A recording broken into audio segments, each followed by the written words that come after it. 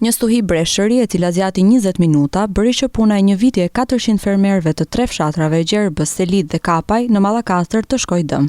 Një ditë më pas banorët e dëmtuar tregojnë pasojat e mëdha të dëmeve. Për 20 minuta u shkatruan të gjitha kulturat, thon fermerët, teksa theksojnë se kryesisht janë dëmtuar vreshtat dhe ullishtet. Në shumë prej parcelave me ullishte dhe vreshtari në këtë periudhë, kur ndodhen në fazën e zhvillimit më të ndjeshëm, breshëri ka dëmtuar në mënyrë të parikuperueshme. Në ullinj, në vreshta, në grur, në misër, pa leri bostanlëngjet se nuk i duam ato. Po në këto, se me këto i kemi shpresat edhe ushqeni. Këtu i kishim sy te ulliri, te rrushi. Janë dëmtuar jashtë 80-90%.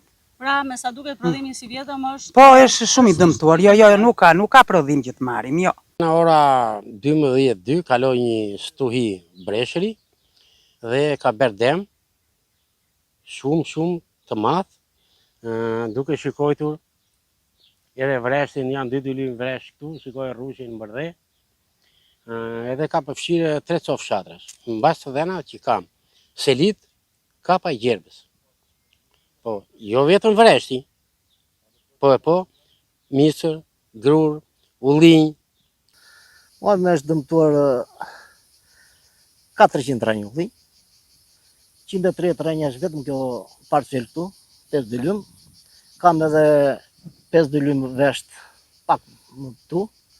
Edhe ai ka dëmtime të 80-90%. Edhe këto janë, pastaj jo perime, jo gjëra të tjera janë të dëmtuara. Mbi 50% ka dëmtuar këtu te ne. Nuk e di në vende të tjera. Në këto kushte fermerët kërkojnë një zëri ndihmë nga shteti për të përballuar dëmet e kësaj fatkeqësie natyrore dhe pse deri më sot nuk janë dëm shpërblyer asnjëherë. Po të ketë ndihmë nga bashkia, nga shteti, sikur pak ndihmë t'japin sipas parcelave që kanë njerëzit. Unë si person mund të bëj 3 kujtale raki. Tashi unë nuk bëj dot 1 kujtal. Lere prodhimet e tjera, qep, patate, bostanore, këto pak që kemi. Po na kompensuan, po na ndihmuan. Po faleminderit shtetit, na ndihmuan prapë ne ç'a do bëj.